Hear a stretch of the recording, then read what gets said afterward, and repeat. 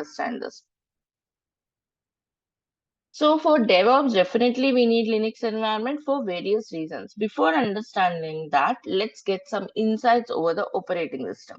Like every one of us knows what is an operating system, right? We were using something or the other. Maybe some of you might be using Windows, someone might be using Mac, Linux, and so on. We are all using something or the other operating system. But what is an operating system? Why do we need it? Anyone? Just some basics.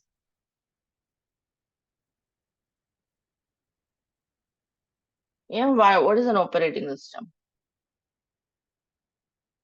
See, let's suppose you bought some laptop, right? We basically, like when we buy the laptop, definitely we'll install some operating system, right? You might be buying the laptop with OS or just the hardware, but definitely we should configure some operating system, right? Without it, can you do anything? Let's say I will not install any operating system. I just bought the laptop.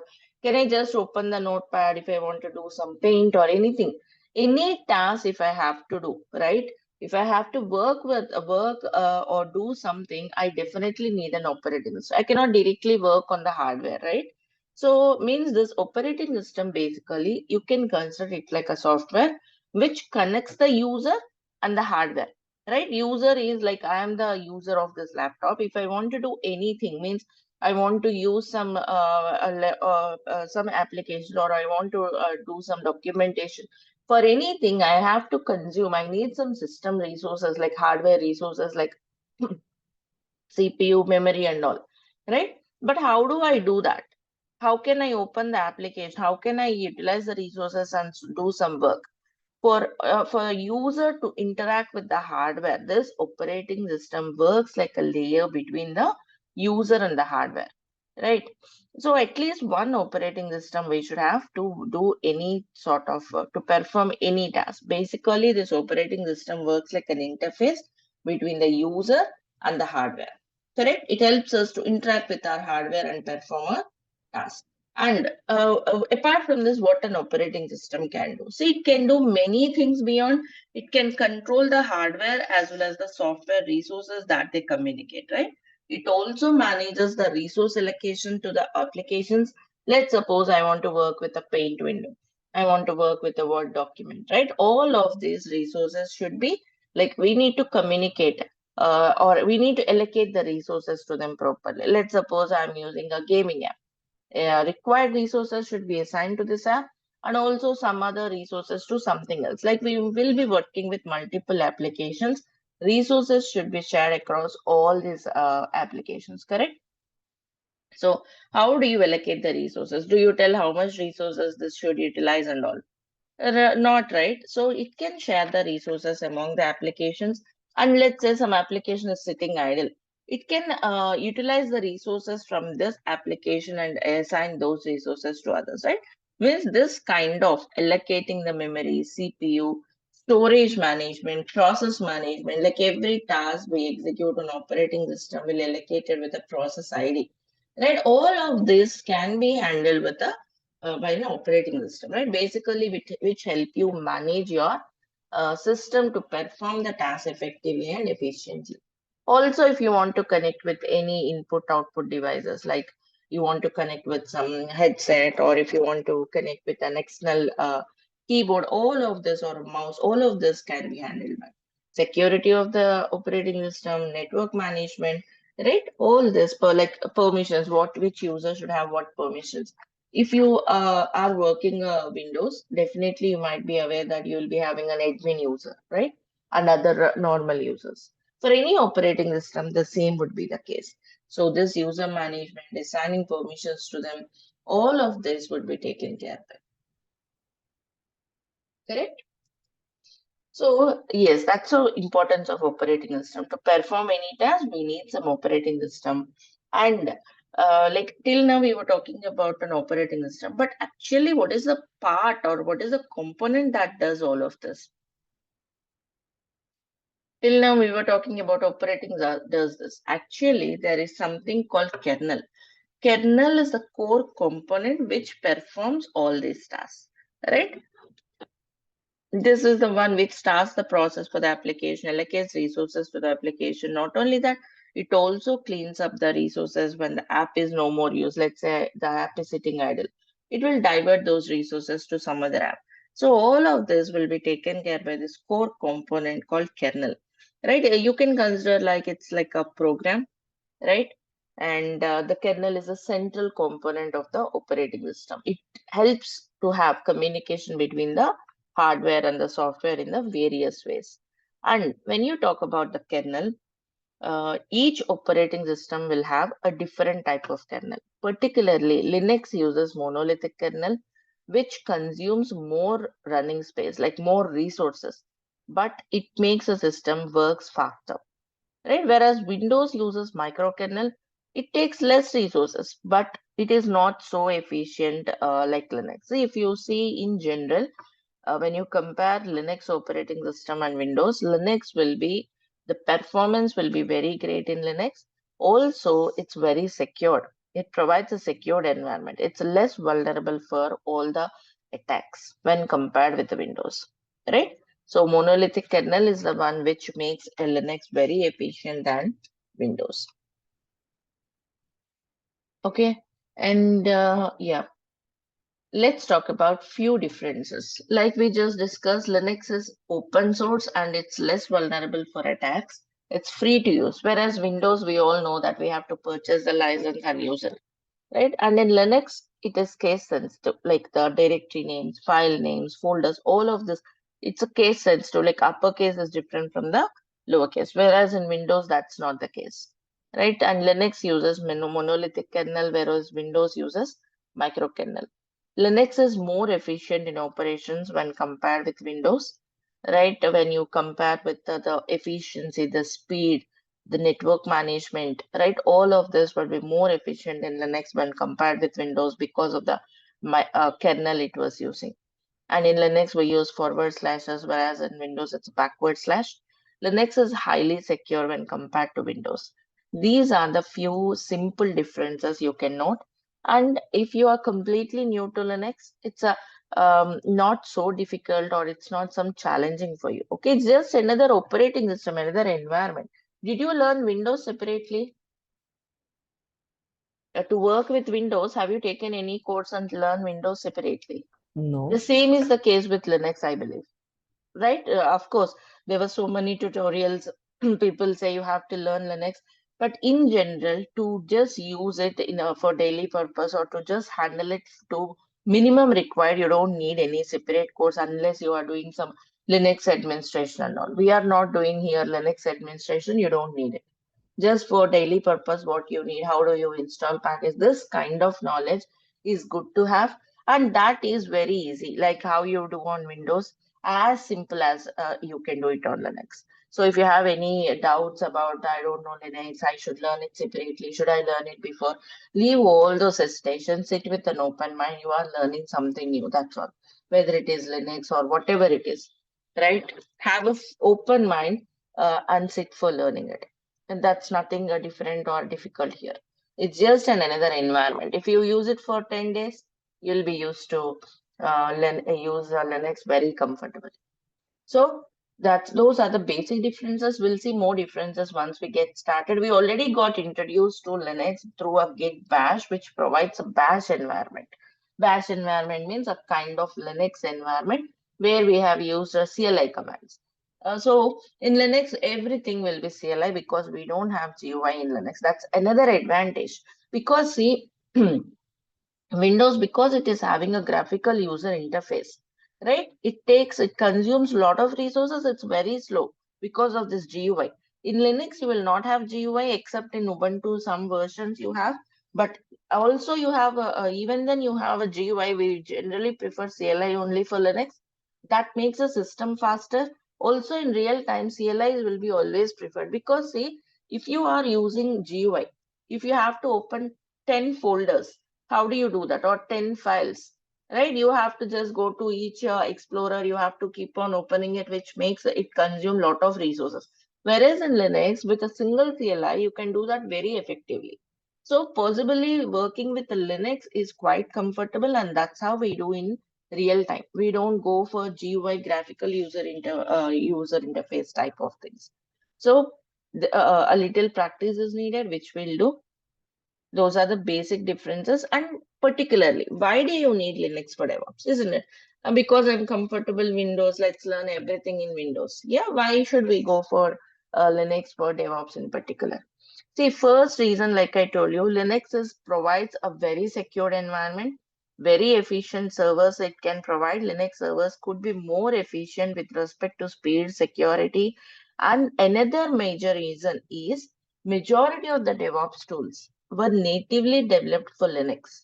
Means particularly, let's take an example of Docker. Docker is basically developed for Linux systems. Of course, you have Docker for Windows. You may be asking, we have Docker for Windows now. Yes, we have Docker for Windows, but it's natively, initially developed for Linux. And even many people, or else it's more widely used for Linux. But yeah, it can be used for Windows also. Let me take another example. If you take Puppet or Ansible, they are configuration management tools. They can configure any server automatically. Configure means you can use Ansible, tell Ansible, go and install some package on 100 servers. It can do very quickly. All those 100 servers can be Linux or Windows also, right? It can automate systems of any OS. But Linux, actual Ansible controller machine, right? What is this controller machine and all you will learn later. So Ansible controller machine or Puppet Master should be Linux only. Even though they can automate targets of any type, means the target machines can be Windows or Linux. They can automate anything, but the controller machine or the master servers should be Linux only. So yeah, there are certain tools which definitely need Linux environment. So learning Linux for DevOps is very important. So that's why we are getting started with Linux. So we'll get Linux knowledge and then we'll go and install Jenkins on Linux server. You can use Jenkins on Windows also, but in real practice, that's how it was used majority. So let's learn how the market is like, in what way it was used in the real projects, so that you'll get more familiarity, you'll be close to the projects. Okay. So that's the reason. And before going and starting our Linux systems, we need to know few concepts called virtualization, some basic concepts. See, if you are working as an ops person or else an admin person, you might be aware of what is virtualization and all. But whoever is from different environments, I would like to explain this virtualization concept before we proceed. Okay, so let's look into this. What is virtualization? Virtualization uses software to create an abstraction layer over computer hardware that allows the hardware elements of a single computer, processors, memory, storage, and more to be divided into multiple virtual computers, commonly called as virtual machines. What is all this? Is that making any sense? What is this actually? See, to understand this, let me ask you a simple example. Let's go through a simple example. Let's suppose like I am having a Windows machine, right? My laptop is Windows 11. Now I want to have a Linux, or else some time back, like some years back, I can say, if I want a different operating system, what should I do? Should I buy another laptop of Linux? Should I buy another laptop then install Linux there? Or is there any solution? How can we handle it? How we used to handle it some years back? Anyone have used this? Have anyone have Virtual this virtual scenario? machines can be used for that. Yeah, we used to have some virtual machines, isn't it? Yeah. So we used to have a virtual machine. Means virtual machine is nothing but basically it works like another machine which sits on your host machine. Correct? Means let's say, okay, my laptop, I have my laptop which is Windows 11. On this machine, I would install some virtual machine which is of type Linux. Means this virtual machine will have a Linux operating system. It will have everything like a normal machine. Right? See here, this diagram tells you everything. See, let's suppose this hardware is my laptop, like my laptop's hardware, right? It is having some CPU memory. This is the host operating system. Host operating system means, in my case, it's a Windows 11. Here it is, this hardware is um, my laptop's hardware.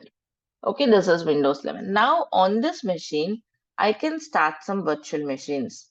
Okay, virtual machine is nothing but it just works like another machine which will have its own operating system, and it's called as guest operating system. Guest operating system means it will have its own operating system.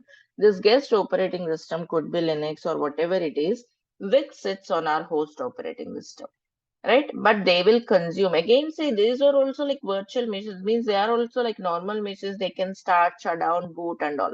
So it will consume the resources from the host operating system only, right? We need to allocate resources and memory from our host. But yeah, this kind of architecture is called virtualization, right? We can start virtual machines on our host operating system. But to start this virtual machines, we need to have a software called hypervisor. What is a hypervisor? It is a software which is used to allocate the resources. See, how do you allocate resources to your VMs from your host? Like I told you, VMs will consume the resources from the host, right? But you need to allocate the resources like some CPU, some memory, you have to allocate them. And also, how do you create those VMs? How do you start them? How do you stop them? So that's where hypervisor comes in. Hypervisor is a software which will help you handle those, handle the virtual machines. It will help you to launch the virtual machines. It will help you to manage them basically. So that's a hypervisor software. So what are the examples of hypervisor? Have you ever used some hypervisor software? Yes, I have. It is on Windows. It is Hyper-V, and then VirtualBox or VirtualBox, VMware, Oracle VMware. VirtualBox, Yes, yeah, Oracle VirtualBox, VMware, VM Workstation, Hyper-V. These are all some of the examples of hypervisor softwares, right? yes. Oracle VirtualBox, VMware, VM Workstation, and so on.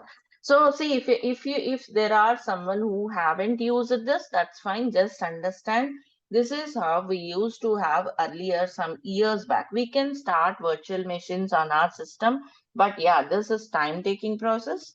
You need to have more resources on your host, isn't it? Because my laptop should have more resources. It should be a high-end configuration laptop because I should allocate some resources to these VMs. How many VMs you can start depends on the resources available. If I have only here 10 GB, I cannot start 3 VMs. Maybe each VM may be consuming 5. How much each VM depends on the operating system and all. Means you should have enough resources. If you have 10 GB, if you put all 10 GB to VMs, there will be no enough space for the host. Your system degrades or crashes, your laptop might be corrupted. So many problems you face. So you should have enough resources. It's time taking process, and in reality, like in a real world, this is for personal purpose. I'm saying maybe I want to learn DevOps, I want to learn some other tools in some years back, let's say in 2012, maybe in 10s, 2020, 2010 and 10 2012. This is how we used to do, right? Our laptop should have so many resources, we should spend a lot of time, we should manage this VM from our end. If something went wrong, we need to take backup of those VMs. We need to restore the VM or recover the VM. All of this we are handling from our end personally if I want to learn something. And what companies were doing, companies also will have some hardware, they want to launch different environments, right? That's how they were using VMs. Again, in this virtualization, there were different type of architecture, like hosted architecture and bare metal architecture. Both are same, okay, but bare metal architecture is a kind of architecture which companies will use. This is for personal purpose, right? This one is for personal purpose. Hosted architecture is personal. Maybe I want to learn something in my laptop on a different OS. I can do this. This is how companies will do. Bare metal architecture means directly on the hardware they can install the hypervisor. They don't need to put another OS here. Directly, you have hypervisors. They are called bare metal hypervisors. Okay, above that they'll have the VMs. Whatever it is, they were using the concept of virtual machines. If it is a company, they'll have separate team to manage them. Always they should maintain these virtual machines, which is costly in many ways, costly with respect to team management, costly to buy those resources. So it's a lot of time taking. This is called considered as a data center in the companies can have their own data center. They used to manage their own data centers. They used to have separate team to manage them. That's how they used to manage their infrastructure. Is this clear? Everyone, hosted architecture, bare metal architecture, and what is this called as data center and why you need all of these clear for everyone?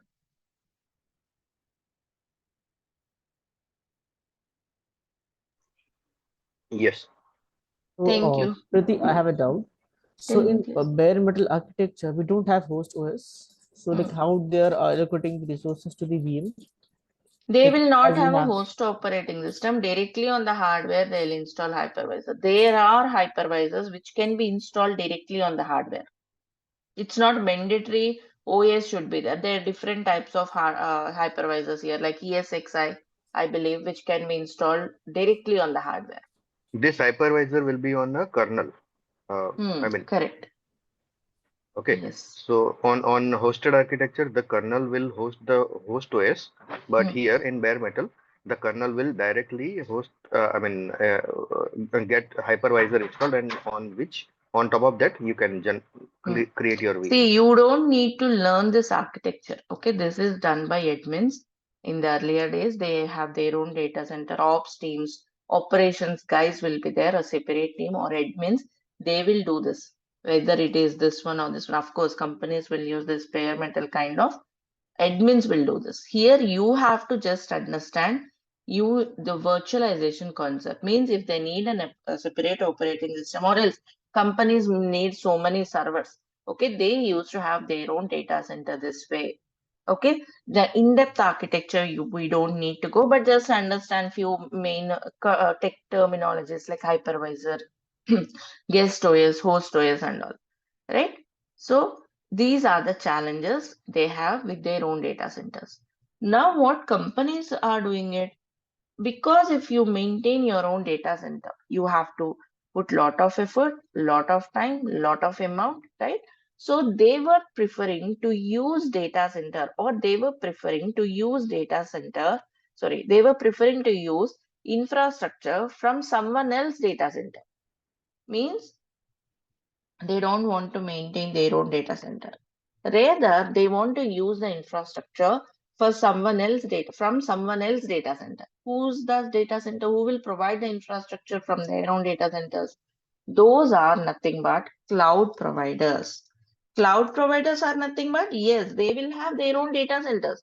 AWS, GCP, or Azure, Linode, Oracle Cloud, so many clouds are there now. They are having their own data center and they were allowing others to rent the infrastructure from their data center. So, what is the advantage? Let's take a company called A. Okay, you are working in this company. They will not have their own data center. Rather, they will use the infrastructure from AWS so that they don't need to create their own data center. They don't need a separate team for it. They don't need time. I mean, they don't need to spend so much time for it.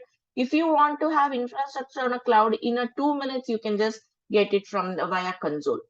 All these challenges were eliminated, or all these challenges can be overcome with this cloud, right? Cloud is nothing but which provides the infrastructure needs over the internet on demand.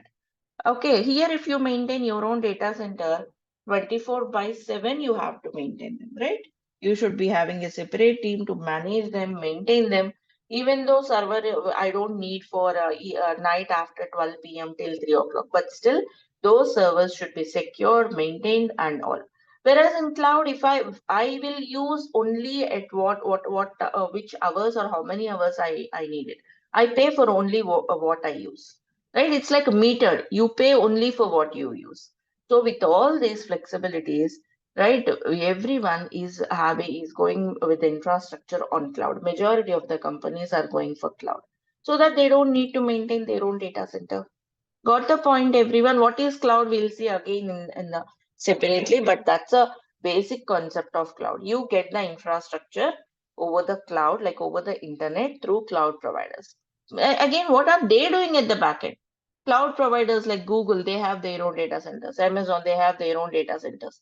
On those data centers, they'll create the VMs and you will be using those VMs over the internet. You don't create them. You don't need a separate team to manage them. Even DevOps team can manage them. They can just start and use it.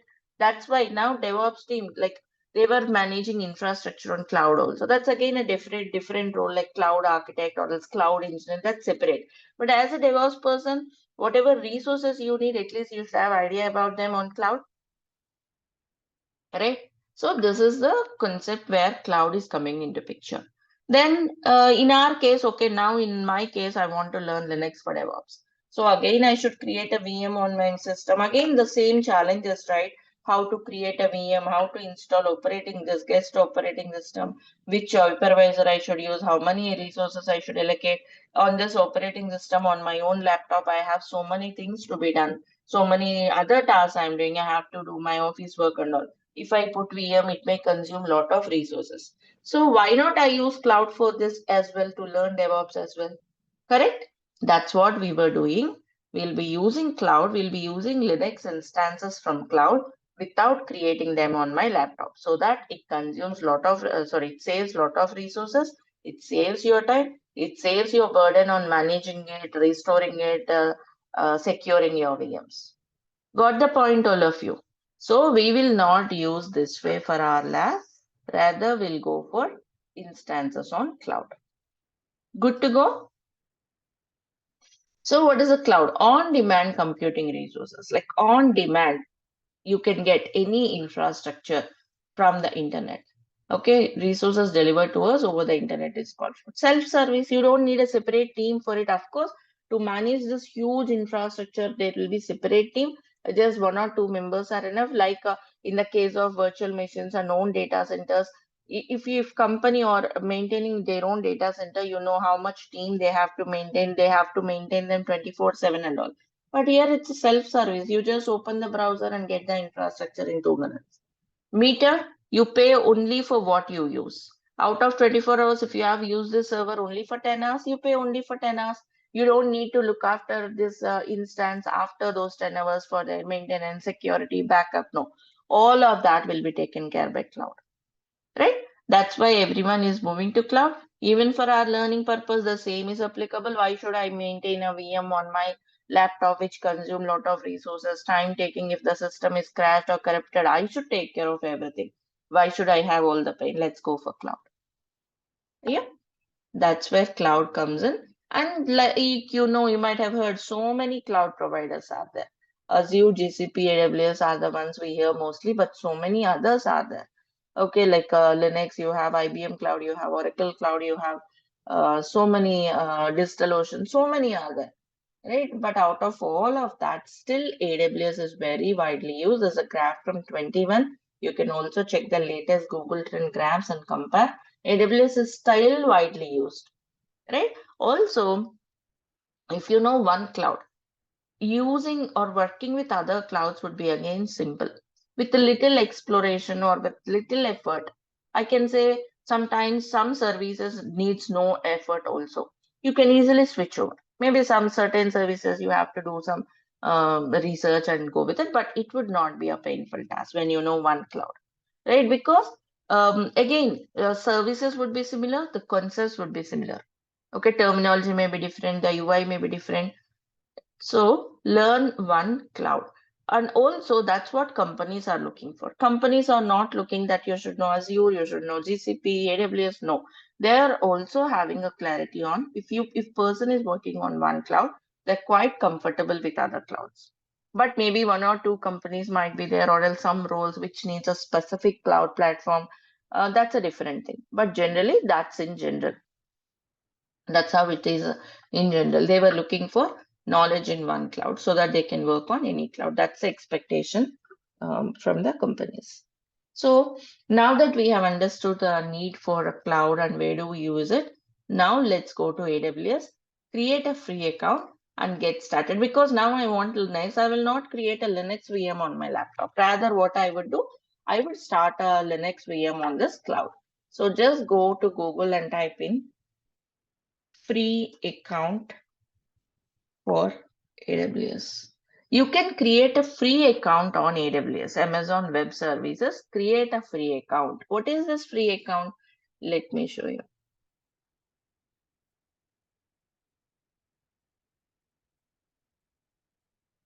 See here, gain free hands-on experience with AWS platform. If you learn it, you can feel comfortable when you are working on the projects which are tied to cloud. So go and create a free account here. And what is this free account for here? Here it tells you 12 months free. If you create a free account, it's 12 months free. Always free. This free tier offers do not expire and available to all AWS customers. But free tier means 12 months. Is it everything free? No. Okay, you have to be careful on what services are free. Particularly EC2 service is nothing but the virtual machines. Till now we were talking about virtual machines, right? On AWS, they were called as EC2 instances, Elastic Compute Cloud. Okay, these EC2 service, 750 hours is free per month. Means you will get this account free for 12 months. And in those 12 months, each month, 750 hours of EC2 instances you can use for free. 12 months free. And in each month, 750 hours of EC2 instances you can use. If you cross beyond the 750 hours, you'll be charged. Also, 750 hours are free for which type of virtual machines? There were different types of virtual machines. Are you all following? There were Yes. different types of virtual machines, like depending on the size of the virtual machine. Again, certain types are free again. Okay, not that every size is free. You create a so huge a 4-core CPU VMs and they are free. No, there are some types of VMs which are free tier eligible. You should only use them, and you can use them for 750 hours. If you use them beyond, you will be charged. If you use a huge VM which is not free tier eligible, let's say you took some 8 CPU virtual machine, 8 virtual CPUs. It is not free. So you should be careful on what you are using. Free account doesn't mean that you use anything, everything for free. Okay, so you have to take care of it. Similarly, certain services, CS3 service, what are free? You can see 5 GB of standard storage. You have these requests, put requests, RDS service. Certain things are free. We'll be using this EC2. We'll be using S3. We'll be using DynamoDB. See, there are hundreds of services in AWS. See, some 6 pages or 10 pages. 200 above services are there in AWS. You will not be using all of them, never. You don't need to learn all of them. A handful of services which you use in the general practice. Okay, so you have to be careful on to what extent you are using, were you using in the free tier or not. Those things you have to take care of. You'll understand them as we go by. So yeah, anyway, yeah, you can create a free account. Go here and start creating a free account. See how to create this free account. Step by step is available. Okay, in the Google Drive, which I have shared with you. Their screenshots were available step by step. It's just like how you create a, see, because I already have an account signed in, it was showing me this. Otherwise,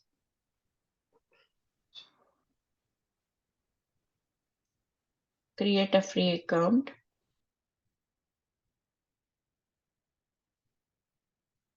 Okay, it's just navigating away. Because I have an account logged in, it was going away. See, it's showing me sign into the console. But like I have shown you, right? There you can go and create a free account. Give me 1 second. I'm trying to share the document. Meanwhile, Preeti, which type of that operating system we are going to use? I mean Linux, but T2 or T3? Yeah, I'll show you. We should be using T2.micro. Okay. See here. This is the document you were given already access in the drive. Okay, you all might have got access by now. So here, if you go to this free account, you'll be asked for some email ID, like any Gmail account, just 6 steps. Okay, put your email ID, your password. Okay, sign up, like create a free account, and it will be asking for some credit card or debit card details. Yes, you have to provide them because it checks for your validity. Okay, like it will check for the valid user. It will ask for credit card, debit card details. It will deduct 2 rupees, a minimum 1 or 2 rupees, but it will also credit back just 2 for rupees. checking and authenticating. Initially, it will debit some 2 or 1 or 2 2 rupee, and rupees. it will also, yeah, and it will also credit them back. So you have to provide those details. And then, yeah, you have to select the basic plan, like a free plan, and then you will be taken to the console. 6 steps. Can you do these 6 steps from your end?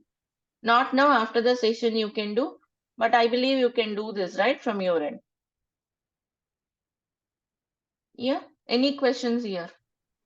Just like you create any other Facebook or Instagram account, that's all. Yes, debit card also you can use, Aditya. Debit or credit card, anything will be fine. Okay, initially it will deduct a token amount of 2 rupees and then it will also credit them back after some time. Okay, then you will be navigated to the console. I can show you from here. Now that you are navigated to the console, see, this is how you will see. You will click on sign into the console and this is what you will see. Okay, here let me tell you few things. In the beginning, you will be seeing like a root user. You will be logged in as a root user. Let it be what are users on AWS. That's a separate topic. We will learn it separately. Just it will show like root user. No problem. You can continue for now. Later we'll see how to work as a regular user and all. And here you will also see all the regions. Right? Here you can see all the regions. What are these regions? I told you, right? Cloud providers will have their own data centers. These are the locations where they have their physical data centers. Yes, till now you might have used some VMs on AWS and all. But have you ever thought of where were they? Yes, they were all on AWS data centers. Yes, they have huge servers on which these VMs will be running. Okay, so these are all the physical data centers of AWS. And which region should I work? Can I use any region?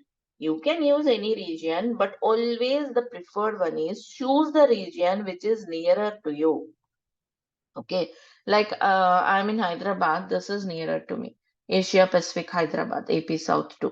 Maybe you might be nearer to Mumbai or whatever, Singapore, Sydney, Tokyo, depending on your physical geographical location. Choose the nearer location to avoid lag and latency, right? So that I should choose this one.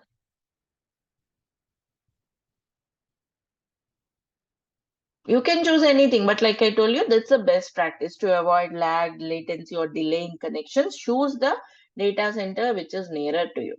Okay, I would prefer choosing this. So once you choose this, okay, you will not see straight away this page. You will see a dashboard. Here, search for EC2. EC2 means Elastic Compute Cloud. Okay, Elastic Compute Cloud, which provides you virtual service infrastructure. See virtual server. See virtual service in the cloud.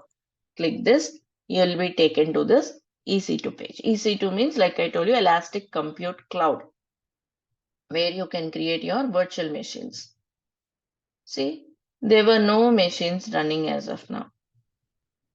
Okay, we can create some instances here. So let's get started creating an instance. Means, say, from now on, instance means virtual machine. On AWS, we call them as EC2 instance. Okay, or else instance, just instance or EC2 instance. It's nothing but a virtual machine. So what are we doing now? I am going to create a virtual machine on AWS and I will use it for my DevOps purpose.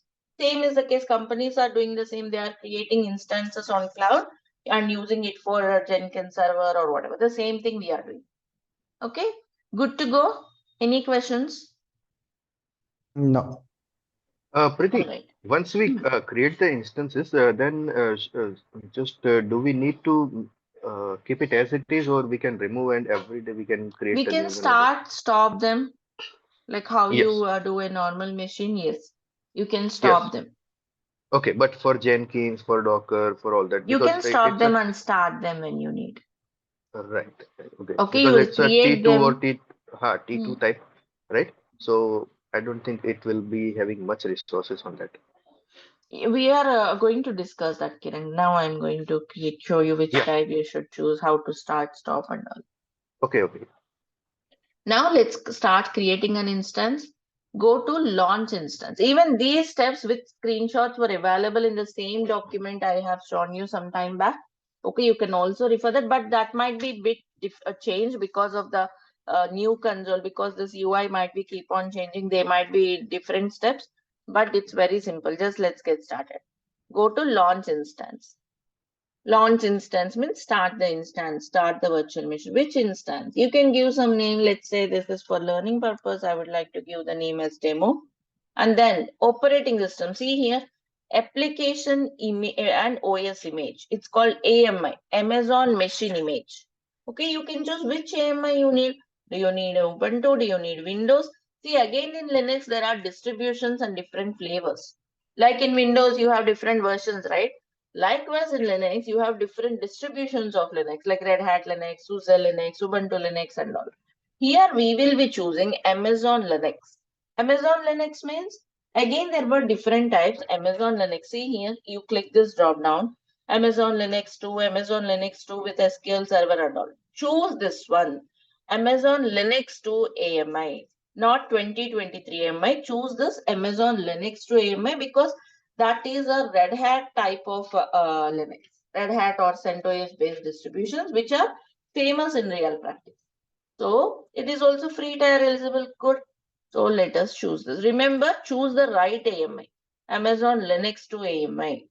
Okay, which is Red Hat based or CentOS based, which is used widely in real practice. So free tier eligible, Amazon Linux 2 machine image. Leave everything else default. Here again, type. What is this type? That's what I'm talking some time back. It depends on the size, depends on your use case. There were so many types. If you want, you select this. It will open in a, I want to compare them. It will open this way. See, so many instance types are there. Let's say T3 dot micro means it provides 2 virtual CPU, 1 gigs of memory. Okay, if you want, like, I want a huge instance. See, T5. C5.12 extra large, 40 UV CPUs, 96 gigs of memory, which would be differently, it's not free tier eligible. Okay, like, and also there were different types of families. See here, provide selection of optimized for different cases. T2 means general. T family is for general purpose. C family for compute purpose. Means, let's say I have some memory intensive applications. I have M family and so on. Means the instances were categorized depending on the requirement. They have varying combination of CPU, memory, storage, networking capacity, and give you the flexibility to choose the appropriate mix of resources for your application. It all depends on the application. It says so many instance types are there, like 172 types it was showing. Do you see that? General purpose is T family. And out of that, T2.micro. I think where is T2.micro is gone. T2.micro is there, which is free tier eligible. You can choose the one. Go back. Can cancel it. You will be navigated back. Okay, here you can choose the type. I'm not seeing T2 at all. Let me search here.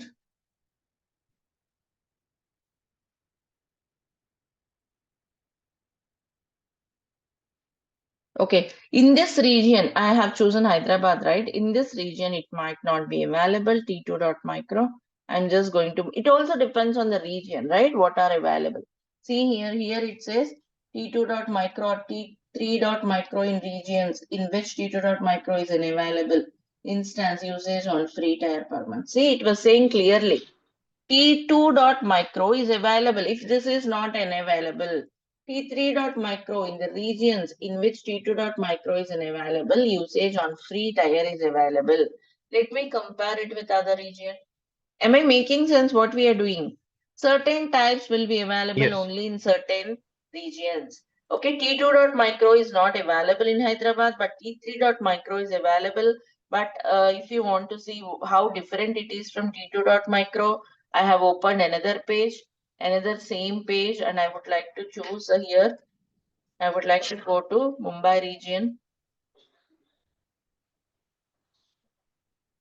In Mumbai, it will be available T2.micro. I have used it before in Mumbai. See, T2.micro is available. If you want to see the differences, just go to launch instance.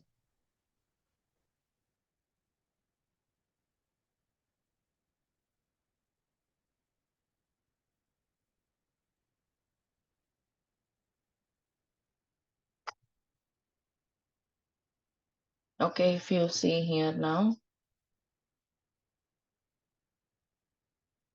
T2.micro, 1 vCPU, 1 gigs of memory are available here. Whereas here in Hyderabad, you don't have 1 CPU, 1 gigs, only 2 CPU. Right? Do you see that? But it was saying free tier eligible. So let me read again. In your first year, include 750 hours of T2.micro or T3.micro in the regions in which T2.micro is unavailable. Instance usage on free tier per month. 30 gigs of EBS storage. Yeah. So meaning it was saying that T3.micro is equivalent to T2.micro. If T2.micro is not available, this is also available for free tier, it was said. So I can choose this T3.micro. It was offering me 1 extra vCPU than unlike in Hyderabad region, which is fine. I mean, unlike in Mumbai. So let me choose this. Then after choosing the AMI and the type, you can choose the key pair. What is this key pair? You can use a key pair to securely connect your instance. See, the concept of using key pair is SH concept. The SH concept is the concept used behind this. This SH concept is a Linux concept. We will learn it maybe tomorrow or day after. Until then, just follow the steps here. Okay, you can choose the key pair. Click on create new key pair. Okay, you can download it in the PEM format. This is fine. Create a key pair. Okay, you have to give some name to the key pair. I'm giving the key pair as ABCD. Create the key pair. When you create the key pair, for the first time, do you see that? Can you all see here? AWS PEM file, .pem file, that's a private key, is downloaded. Okay, it is downloaded into your downloads folder. It's here. Okay, AWS.pem. Okay, fine. It's download. That's very important. Okay, so just keep it. Now, security groups, SH connection should be allowed. So that's fine. That's all we need. Okay, launch the instance. Nothing else you have to change. Just the AMI, the type, create a new key pair and launch it. That's all. Now, if you see in the Hyderabad region, the instance by name demo is running, which is T3.micro. Status check, it's initializing. Okay, and it will be assigned with some public IP address and the private IP and the public DNS and private DNS. See, why do you have two IPs? Right? You might be wondering, why do I have two IPs, public and private? Yes, you have two IPs for the reason if you want to connect to this instance from outside AWS. From outside AWS means like from your laptop. Let's say from my laptop, I want to connect this. So you have to use public IP. Okay, otherwise, let's say there is another instance, another virtual machine on AWS. They both have to connect. They'll be using the private IP. Right? For external communication, external access, you have to use public IP. Okay. Okay, fine. Instance is ready. It is in running state. Fine. But I want to connect to it, right? It's a Linux instance. I want to go into the instance, learn something. How do I connect? Or from where should I connect to it? From Putty. Basically from our laptop. What way we will see? First, we need to connect from our laptop, right? We need to connect from my machine to this instance. So should I use public IP or private IP? From my Public laptop, IP. I want Public. to connect to this. Private. Public, Public IP. obviously, because like I said, if you want to connect to the instance from outside, you have to use its public IP. Okay, fine, I'll use it. But how do you connect? There are multiple ways you can connect to it. One first simple way is through this browser-based connection. Means it's very simple, but this is not used in real time. Just for a quick connection if you want. Okay, select the instance. Here you will see connect. Okay, here you will see session manager. Okay, it's not yet allowed. Open system manager, quick setup, Bastion server. Actually, it should be seen here a connect button and you can connect it in the browser, but now it's not allowing the latest instance. I think this option is not working. Okay, fine. That's one thing. You can also connect in the browser itself, or else anyway, we don't use it in real time. So what are the other ways? You can use some SSH clients for this purpose. What are these SSH clients? SSH client is nothing but which provides an interface to open or to connect to a remote machine. Means it provides an interface to connect to a remote machine. remote machine via SSH protocol. SSH means secure shell. This is a protocol. We'll learn this protocol later separately. It's a Linux concept. So SSH client will provide you a way to connect to the remote machine. Here, what is my remote machine? This AWS instance is my remote machine. So I want to connect to it. So let us launch the SSH client. What are the different SSH clients? Git bash works like an SSH client, or you have putty. These are all different softwares, that's all. Okay. Or Mobaxterm, these all can work like a SSH clients. We already have git bash. Okay, let's try with git bash. The first way to connect, let us launch our git bash. By now you all might have installed and using this git bash, right? Yes. So go to this git bash. Now, in this git bash, you remember PEM file is downloaded? This one. Okay, go to the location, means copy that address of your PEM file. First in git bash cd, change directory to that location of the PEM file. Okay, I'm now inside in the location, same location as the PEM file. Now again select it, go to connect. It will show you SSH client. How do you connect from SSH client? See, it is also giving you an example. Here it is giving you. Copy this. Just that's all. SSH -I, the PEM file, root, and this. What is the meaning of it? We will learn it separately in SSH. Just now follow the steps. That's all. It will ask for your confirmation. Yes. Oh, we were trying to do it as a root user. Okay, 1 second.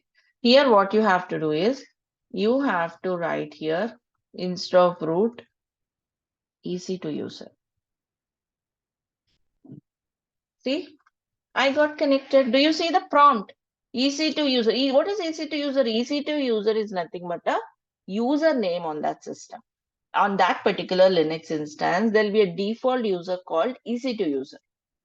So EC2 user @ this is a private IP of the instance. I got connected to it.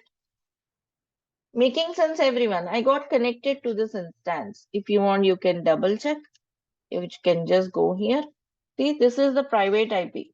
It was showing me that prompt. I'm inside that VM. I can run any commands like ls, pwd, anything. I'm in the Linux mesh. Now I can learn Linux. I can do anything. I can install Jenkins, anything I can do. So first we'll learn Linux. Understood how to connect?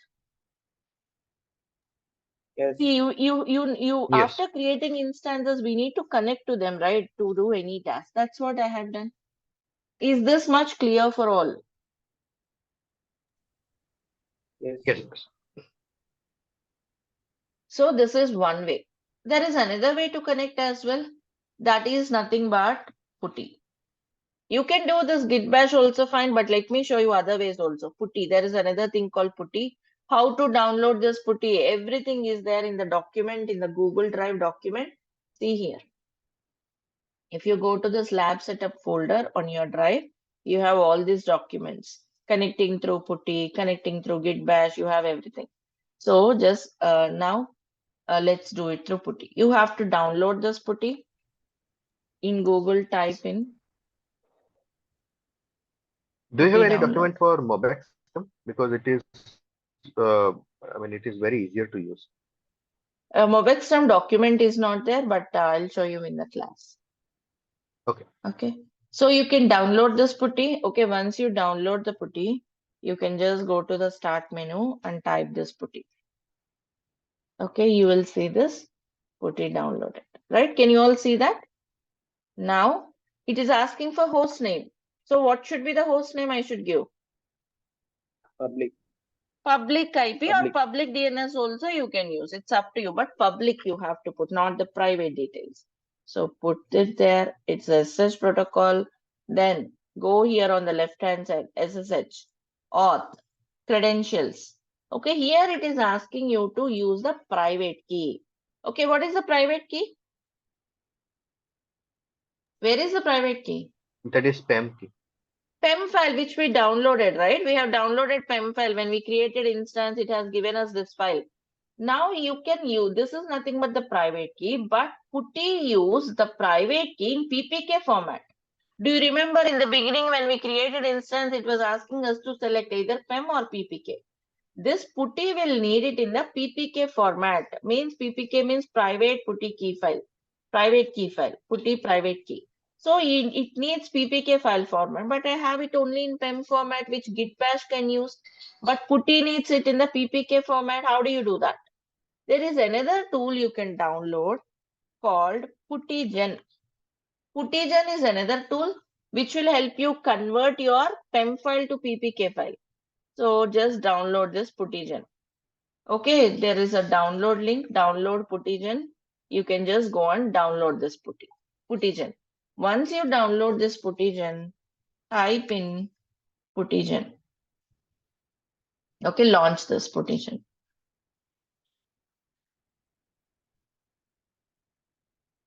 His system is hanging up with too many browsers, so I'm closing some of them. Okay. See, this is the putty key generator. What you will do here, you have to load your PEM file. Click on this load. Load this PEM file. Where is this? Okay, here you have to choose all files to see the PEM file. Okay, now you are seeing PEM file. Okay, now I have loaded it. It will automatically generate. You can say save that private key. Okay, it will ask to save without any passphrase is fine. Give some name. I'm giving again ABCD. abcd.ppk. Okay, done. Now ppk file is generated. Now go to putty. Now if you browse here, you can see under the downloads, see the ABCD PPK file which I have generated 77am. Just now I have generated this. Choose this. Now hit open. Again, it will ask for confirmation. Yes, see, you are logged in. Can you see that? Login as default user. Default user is EC2 user. Unable to use certificate file ABCD PPK sh-2 private key file.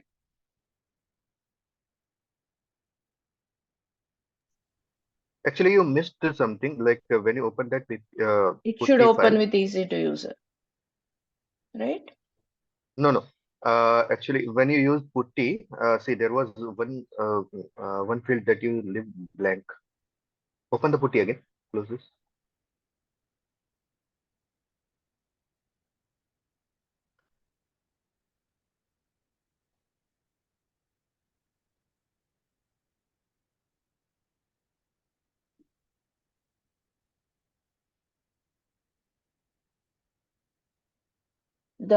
Get the public IP. Let me try once again.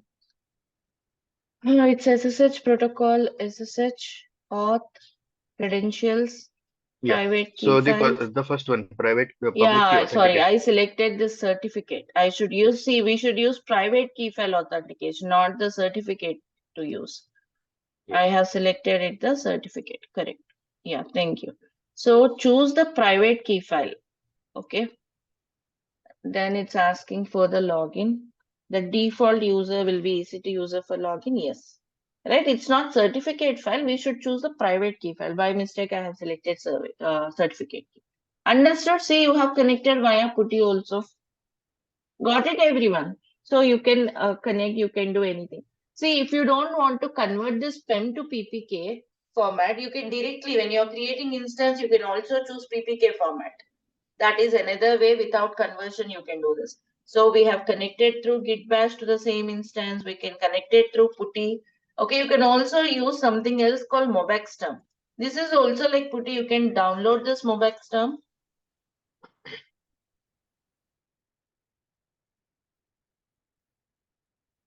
It is taking some time to load. This is also similar to all these SH clients. Okay. Okay, this is how it looks. Just search in Google for mobex term and download it. Then how do you connect? Here also same. Go to session, SH connection, put the IP address of the EC2 instance. Okay, put the username here. The default user is EC2-user. Okay, and then go to advanced as such. Use the private key file, the PPK file you need. Okay, give the PPK file. It was under the downloads, the ABCD PPK file. Okay, here you should select it and hit OK. That's all. Right?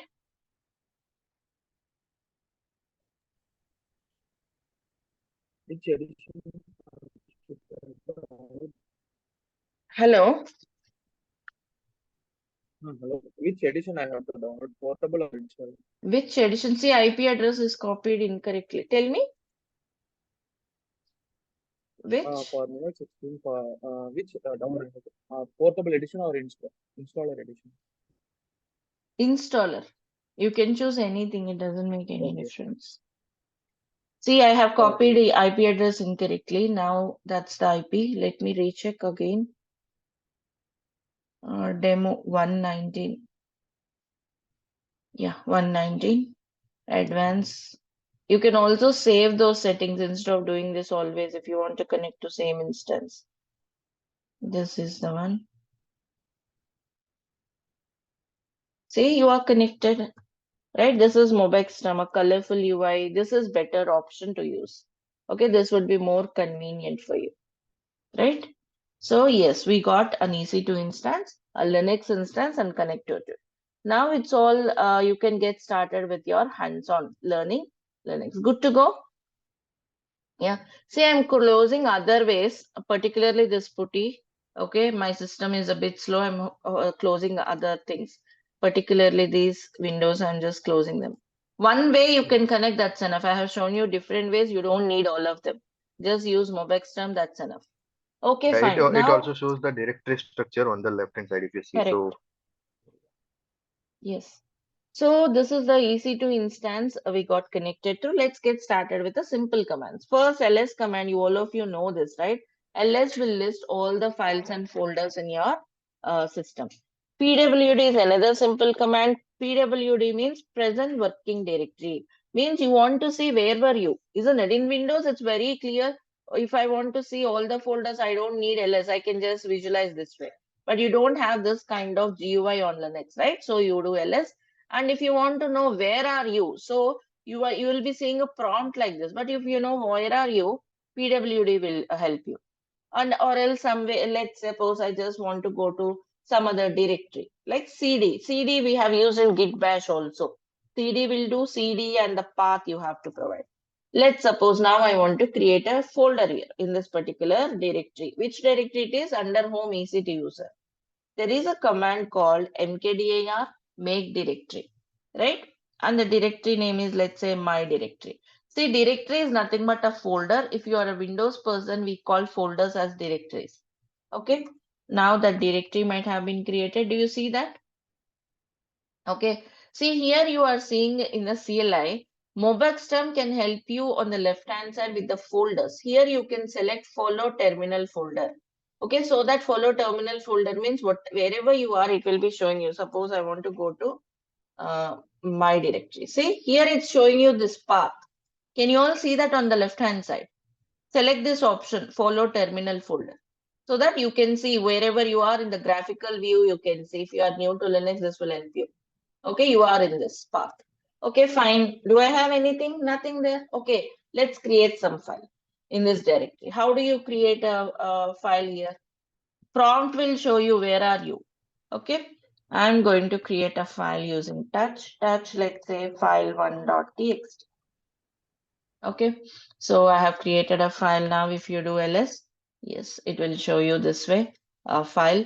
Now this file, is it having any content? To see the content, file1.txt.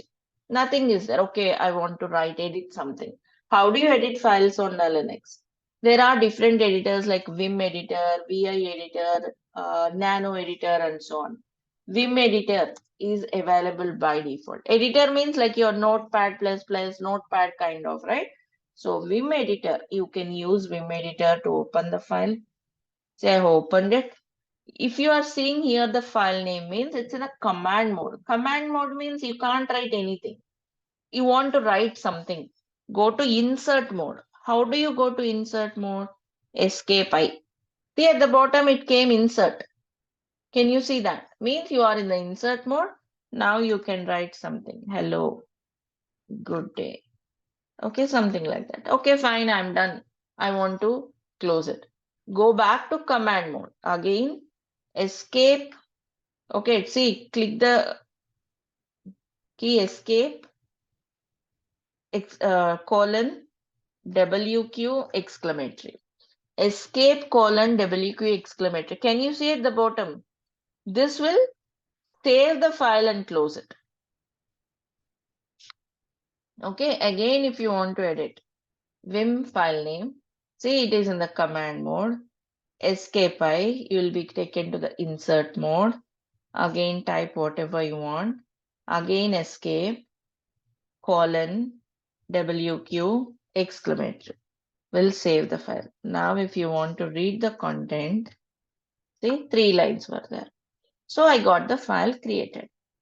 Fine. Now where am I? I'm in the my directory. If I want to go back, one level back, see in Windows, how do you do that? Suppose this is your folder. I just want to go back. Here you can do one level up, right? Up to the like one step back. This is how you can go, right? You can go to your desktop if you want to go one level back, right? This is a folder address book. If you want to go to desktop, you do one level back. So how do you do that here? CD dot dot. See, you are taken to easy to use. This tilde operator shows home directory. We'll talk about that later. PWD. See, I am in home easy to use path. Here at the back end also you can see. Right? You want to go to my directory, you can go like this. Do you see there? Or else here. That's what Mobex term will help you do. Okay, I'm in the my directory. I have one file. Do you see at the back end? Okay. All right, fine. So I'm in this directory. There were many things, file management, user management. We'll talk about them. Okay, first let's learn the basic things. So yes, I have got a file created in this directory. Perfect. I know now how to create a file. Suppose now I want to copy this file. CP. I want to copy this file with this name file2.txt. Okay, CP command. Yes, see file2.txt is created. If you see the content of file2, same because it's a copy. If you want to move the file, copy is different from move. I want to move this file2 to one level up. One level up is home easy to user, right? I just want to put it one level back. So move means it will move. It's not a copy. It has moved the file. If you want to go back, cd dot dot. See at the back, you can also see at the left hand side, you keep observing it. Okay, I don't want to show you. You just keep watching it. Here, ls, see, file2 is there. Right, so it was copied. Fine. Okay, fine. Now, if you want to delete this my directory, how do you do that? rm is only for deleting a file. See, if you do it, it's a directory. So I want to delete the directory, including its content, rm minus r. So see, my directory is gone. Okay, you can refresh it. Refresh. See, my directory is gone. File2 is there. Okay, now I want to delete the file2 as well. File2.txt gone. ls, nothing. Here also refresh it. Like it will also show you like a Windows experience you will get if you are a beginner. Okay, fine. So yeah, file, I have created a file, I moved it, I have copied it, I have did simple operations, right? There's nothing new. Only thing is practice. This basic understanding and working with the files and folders are important. Means you should use the operating system, means you should know this file navigation, right? So those are the simple things you should know first initially as a beginner, like removing, deleting, copying. Yeah, you can copy the folders also the same way. These are the few things you have to learn. And yeah, if you want to move anywhere, right? CD and the path. Let's say I just want to go to CD. There is a folder called HC, the default system folders. Okay, CD and the path. See, in HC folder, there were so many other folders you have, right? You have a lot of things. Let's suppose I just want to go to something else like under this etc. See here it is also showing I'm in etc. You want to go to something like network folder, or else what else is there? Sysconfig, right? See, they were again, these are all system default files and folders. See, I'm here. Okay, ls can show you, can list all of that, right? So where am I? See, etc sysconfig, right? So let's suppose I want to go back to my folder. Like I want to go back to home EC2 user. You can do cd tilde. Okay, that will take to home EC2 user, or else just let me give home EC2 user, right? So I am here. Now I'm in the home EC2 user. Let's suppose now I want to create some file under root. Okay, so let's suppose I'll do touch. There is a root folder also. So under root, I would like to create a file like file1.txt. It will need permissions. Let me try doing one thing. Let's say I'm in the EC2 directory. I'm creating one more directory here. Okay. Let's say this time new directory. Okay, cd new directory. Here, if I want to create a file, see, are there any files here? Obviously, no. I can use touch, or else Vim also can create a file. If the file is not there, Vim will create the file and help you edit. So again, escape, colon, WQ, exclamatory. So file is created, right? Okay, fine. I'm just moving out of this folder. Now I'm under EC2 user folder. Suppose now I'll try to create a file here. Where will be this file created? In which path this, in which folder this file will be created? In the root folder. Under In the under home same directory. folder where I am running the command. Right? Yeah. Always this will create a file in the path where I am. I am in this home EC2 user. So it will create the file here itself. See, in the home EC2 user directory, right? Home EC2 user it has created. But actually, I want to create it under new directory.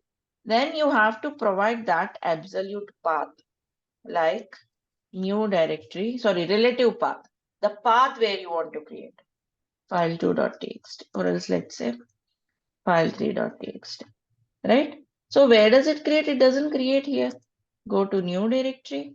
Yes, file3 is here. Do you see that?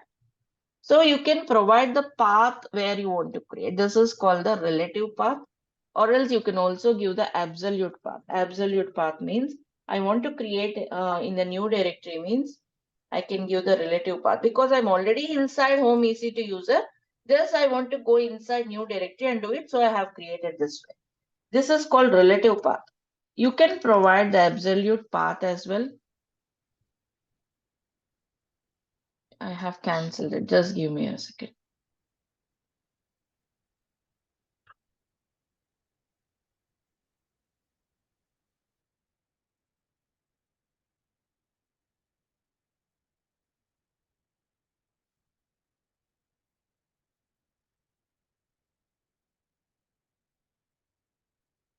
Am I audible?